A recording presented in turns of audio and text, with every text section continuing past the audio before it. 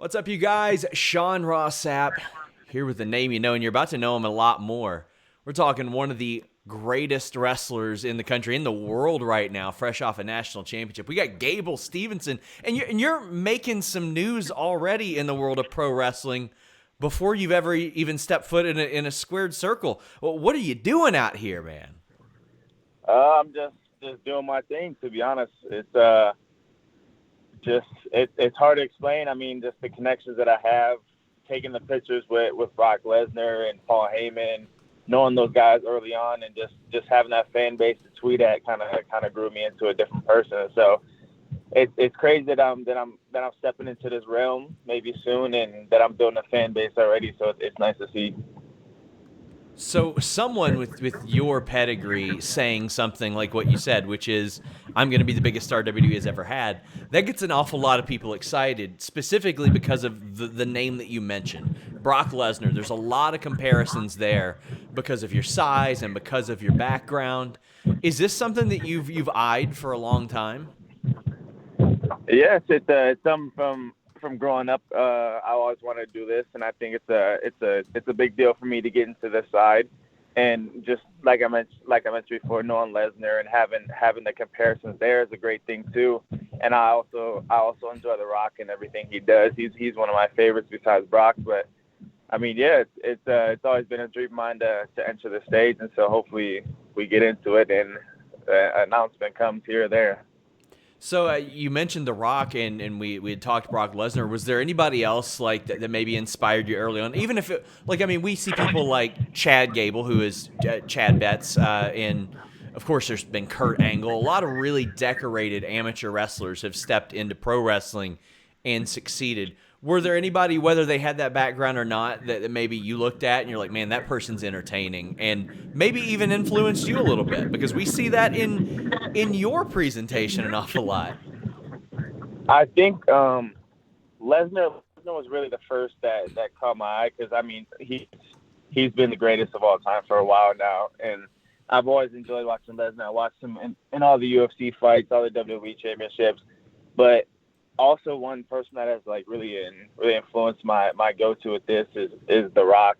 The Rock is always like my favorite person to movie-wise and everything. I've always wanted to go into the movie scene, and I like the only person I want to meet ever besides all the people I've met before is like The Rock and a few others. And so besides those two, I think Kurt Angle, he's got to be one of the next best ones too, and Stone Cold Steve Austin. Those guys are legends. But I like Kurt Angle just because of the wrestling background and his Olympic gold medal, and with the broken neck too, which is a crazy story. So Yeah. those three and four are like my epitome of greatness. So we see your personality and attitude shine through an awful lot. Like, even I know you've seen the pieces like on the Big Ten Network where you'll have coaches that are like, maybe he crossed the line, and you'll see people say, oh well maybe he's too concerned with entertainment. Well, obviously that's worked out pretty well for you.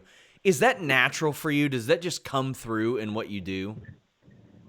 Yes, it's very natural. I've been like this like my whole life, and so the entertainment in me has always struck when it comes at the right time.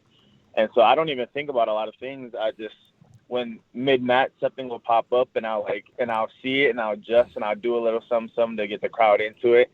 And here and there, people like it, people don't. But at the end of the day, you're watching. So obviously, whenever you are in the position that you are in, there's going to be a lot of speculation about, well, what's next. And obviously, we know the Olympics is a goal. We know that pro wrestling is something that you've been interested in. The UFC, MMA, and a lot of that. I mean, even separate of UFC, there are a lot of promotions out there that would probably love to get a hold of you. Is that something that you had ever considered, or are you more interested in the entertainment aspect of things? I'm very interested in the entertainment aspect of things. I love acting. I love doing all that stuff. That's been my goal for a long time now, is to be with something like this. But also, I mean, there's a lot of opportunities out there, such as fighting. I love fighting too, and hopefully one day I can step into octagon also. But one thing that's really struck my mind is football too. I think if I get the chance and can go play somewhere, I most definitely would, and I think I could be a a hammer on the field with just how I am, but it's going to be a lot to learn, and respect to those guys in other fields. But I want to get out there and hopefully touch the field one time and just recreate a legacy just like Lesnar did, but put my own spice on it. So, I mean, that is something that Lesnar did, and he did it.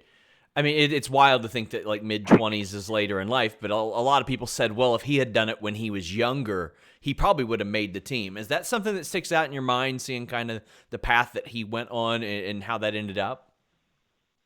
Yeah, it's always stuck out in my mind that he's done a lot of great things with himself, especially getting so far in the Vikings trial, and probably most likely getting on team just like you mentioned before. But I mean, I like all the things that he has done, and it's crazy that he's done all those things. And I think I'm recreating another path of doing the same thing, but in my own fashion and how I want to do it. And so we're obviously two different people. He went about his stuff a lot of ways, and I might go different about my things. But at the end of the day, it's great footsteps to follow in, and I hope I can capitalize on all of them. A couple of the names we had mentioned, Kurt Angle, Brock Lesnar, they're going to be guys that you draw comparisons to throughout an entire pro wrestling career, and that's for good reason. You're all three really big athletic men. We see you doing an awful lot of agile stuff, like, I mean, doing backflips and everything like that. We've seen that from those people. I mean, that has to like be a part of that entertainment just shining through. Are you looking to take that aspect into the ring too, or as you look at it now, do you see yourself being more of a grounded wrestler? I see myself being just an overall package of fun, serious when I need to be. I just see the whole package of myself, and there's not a lot of people that can bring the whole package in once. And I feel that I can bring a lot to the table and make the most of every little detail that I can put forth onto the TV scene. And so I feel like a lot of those guys have great packages, but overall, I think that I can hit every single point and be a great star. So before you were even born, obviously Kurt Angle had won that gold medal, and he had the opportunity to come into wrestling a couple times before he did, but he mentioned that there was a bit of a stigma there. Do you experience any of that when like you express these desires? Is anybody like, really, you want to do that? You want to do pro wrestling? Oh yeah, there's so many people out there that ask me why do I want to go into this field. I mean, it's easy for them to say why, and I put in a lot of time and effort to get to this spot. And so even on Twitter, seeing tweets like, oh, you can't do this, you can't do that. I mean, it's all part of the game, but at the end of the day, like I mentioned, people will obviously always tune into what you have to do and make sure they keep track of your steps. So have you had any like formal recruiting by WWE or anything like that? I know they used to send out Gerald Briscoe to do that type of thing, and he would bring in an awful lot of people. But have you had anybody like reach out? Because it seems like you are like a dream for a company like that, or any wrestling company. Oh yeah, there's been a few people that have reached out, and so it's nice for them to tune in to me. But obviously Briscoe's one of them that's always been there. Paul Heyman, he's a great dude too. He's always been there for me. Triple H has said hi, and so we all got good connections, and it'll come to light soon. So I mean, it seems like that's going pretty swimmingly. I mean, they're not the only game in town anymore. You've got AEW, and of course there are some other companies. Do you keep up with any of that, or are you pretty much dead set? Like, if I want to do this, I want to do it for WWE. I know NXT is getting a big following. AEW is really, really huge right now. It's all a waiting game. Let's see where I like to go, but I think the big shows where I need to be, and I think WWE shows the most biggest stars and gives the biggest production to the best people. And so I think whatever's best fit, but I just like being the top guy, and I work my way to the top and just do what I can to be the best person possible. So as we're talking right now, this is literally just like an hour after you had put out that tweet, and we are sandwiched in between some really big life events for you, quite frankly. Do you have time to like keep up with wrestling right now, or pro wrestling right now, or have you had to kind of just keep tunnel vision on what you're looking to accomplish in the world of amateur wrestling? Oh, I've been really set on amateur wrestling, especially last week. the NCAA championship was a very important goal for me, especially due to COVID. It was canceled last year, and so had to wait an extra year to get the NCAA title. And so, And congratulations, by the way. Oh, thank you. I appreciate it. But, I mean, I'm set on this Olympic trials. I want to get on this Olympic team and make another statement for myself. But, I mean, I am sandwiched with a lot of things, and just checking on everything I can do is so hard and important. But, I mean, I'm locked in and ready to win a lot of things and go do great things too.